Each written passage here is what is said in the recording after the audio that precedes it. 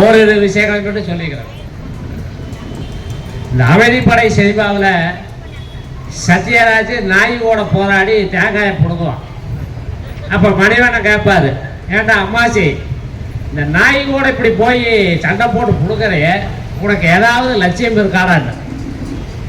அப்போ சத்யராஜ் சொல்லுவார், எனக்கு இருக்கிறது, அதோ தெரிகிறதே அந்த அரண்மனை, அந்த அரண்மனையில் நான் ஆள வேண்டும் என்ற எனக்கு ஒரு நோக்கம் இருக்கிறதுன்னு சொல்லுவார். நான் அப்படி ஒரு கனவு கண்டிருக்கிறேன். ஒரு காலத்தில் போக்குவரத்து கழகத்தில் கோயம்புத்தூரில் நம்முடைய சங்கம் ஆரம்பித்த பொழுது நம்முடைய ரோடிஷா தொழிலாளிகிட்ட கொடுக்குற போது நாம் ஒரு ஓரத்தில் நின்னோம்னா அவங்க அப்படியே அந்த படலை தள்ளிட்டு போவாங்க. அப்போ நினைப்பேன், இவர்களை எல்லாம் திருத்தி சங்கத்தை வச்சு எப்போ போராடி நம்ம எதை வாங்கிறதுன்னு யோசனை பண்ணுவோம்.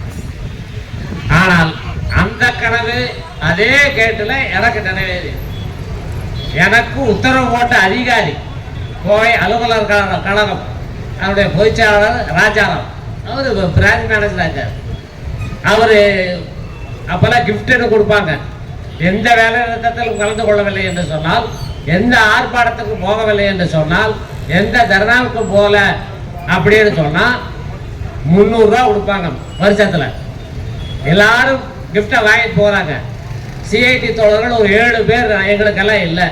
அவர் அலுவலர் சங்கத்தினுடைய அந்த அதிகாரி, இப்போ அவர் தலைவர், அவர் எங்களை கூப்பிட்டு நிற்க வச்சுட்டு சொல்கிறாரு, ஏப்பா பார்த்தீங்களா எல்லாரும் 300 ரூபா வாங்கிட்டு போகிறாங்க, நீங்கள் எல்லாம் இப்படி இருக்கிறது எனக்கு ரொம்ப வருத்தமாக இருக்கப்பா, உங்களுக்கு என்ன ஆக போகுது, நீங்களும் வேலைக்கு வர வேண்டியதானு கேட்குறேன்.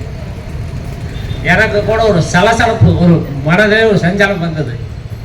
என்னோடு பணிபுரிந்த ஒரு ஓட்டுநர், படிப்பறிவு கிடையாது, டிராக்டர் ஓட்டின்றது அப்படியே சிடிசிக்கு வந்தவருக்கு. அவர் சொன்னார், அவர்கிட்ட, நீ என்னையா 300 ரூபா கொடுக்குற, தினமும் நான் வண்டியோடி இறங்கும் பொழுது 1 ரூபாயை எடுத்து வைத்தேன் என்று சொன்னால் 365 ரூபாயை என்னால் சேமிக்க முடியும், உன்னுடைய காரை நக்கி பிழைக்க வேண்டிய அவசியம் இல்லைன்னு சொல்லி படிப்பறிவு இல்லாத சொன்னார். அந்த அதிகாரி இன்றைக்கு நம்மோடு சேர்ந்து எங்களோடு பேசும்பொழுது சொல்லுவார், அருணகிரி அன்னைக்கு நீங்க சொன்னீங்க அரசு என்றால் என்னவென்று எங்களுக்கு தெரிந்து விட்டது, கூட்டு போராட்டம், போராட்டம் இல்லாமல் யாராட்டமும் நடக்காது என்று இன்றைக்கு நம்மோடு வந்து களத்திலே இறங்க வேண்டிய ஒரு கட்டாயத்தை சிஐடி ஏற்படுத்தி இருக்கிறது என்பதை பெருமையோடு சொல்லிக் கொள்ள வேண்டும். நம்ம ஆளுக்கு பல வழக்கம் இருக்கு, எல்லாம் கோர்ட்ல தேர்த்துக்கலாம், எல்லாம் ஒரு வருஷத்துல ஒரு தடவை கோயம்புத்தூர்ல இருந்து தமிழ்நாடு முழுவதும் இருந்து இங்க கும்பமேளா மாதிரி கூப்பிட்டு வந்து ஒரு கூட்டம் நடத்தி போய் கேஸை போட்டு தீர்த்துக்கலான்னு பல பேர் பேசிட்டு இருக்கிறாங்க. நான் அந்த அலுவலகத்தில் இருக்கும் பொழுது ஒரு சாதாரண ஒரு பெண்மணி, நம்முடைய சகோதர பெண்மணி வந்தாங்க.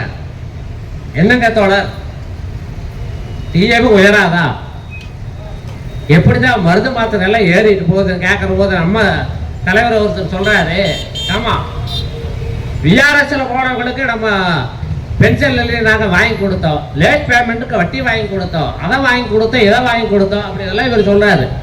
ஆனால் டிஏவை நான் கோர்ட்டில் சந்திப்போடு சொல்ற போது அந்த அம்மா சொல்லுச்சு, எனக்கு உண்மையிலுமே இதாக இருந்தது, எதுங்க சினிமாவில் பேசுற மாதிரி பேசுறீங்க,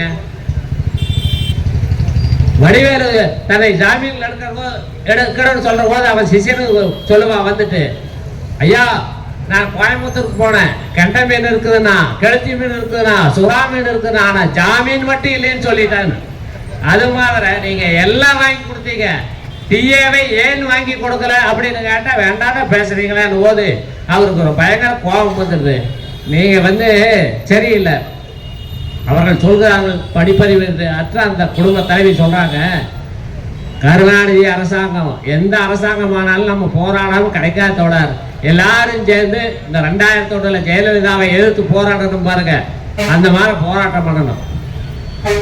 எங்களுடைய கணவன்மார்களை எல்லாம் பிடித்து உள்ளே வைத்த பொழுது நாங்கள் எல்லாம் கேட்டுக்கு போனோம், வண்டி ஓட்டணும் கேட்டோம், சேலையை கொடுத்தோம், கேட்டா என் புருஷன் ஜெயிலில் இருப்பான், நீ வண்டி ஓட்டிட்டு மொட்டாட்டி பிள்ளையோட ஜாலியா இருப்பியா, நேரம் கட்டிட்டு ஓட்டுறாரு நாசமா போனவனு பேசுறேன்.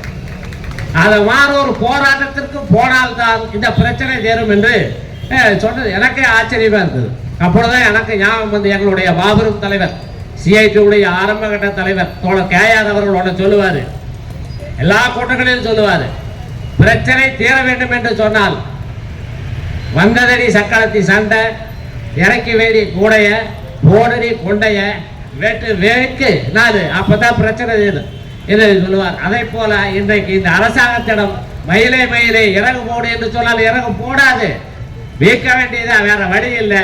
வீக்குவது என்று சொன்னால் வன்முறை அல்ல, தொழிலாளிகளை களத்திலே இறக்கி இவர்களை நிர்பந்தப்படுத்துவதை தவிர வேறு வழி இல்லை என்பதை இன்றைக்கு உணர்ந்து கொண்டிருக்கிறார்கள். எனவேதான் ஓய்வு பெற்ற தொழிலாளிகள் எங்களுக்கு அரசியல் இல்லை என்று நாங்கள் இதுவரை சொல்லிக் கொண்டிருக்கிறோம். ஆனால் அதை நமக்கும் அரசியல் இருக்கிறது. ஆள்பவர்கள் முதலாளிகளுக்கான அரசியலை கை கொள்கிறார்கள், நமக்கான அரசியலை சிஐடி தான் சொல்கிறது. எனவே இதற்கு பின்னால் நாங்கள் நிற்கிறோம் என்று அணிவகுத்து வந்து கொண்டிருக்கிறார்கள். அப்படிப்பட்ட பாதையிலே சிஐடி எடுக்கக்கூடிய முயற்சிக்கு கோவை தொழிலாளி வர்க்கம், ஓய்வு பெற்ற தொழிலாளிகள் பின்னணியாக இருந்து இந்த இயக்கத்தை வெற்றி பெற செய்வோம் என்று சொல்லிக்கொண்டு பேச வாய்ப்படுத்தியமைக்கு நன்றி கூறி முடித்துக் கொள்கிறேன். நன்றி, வணக்கம்.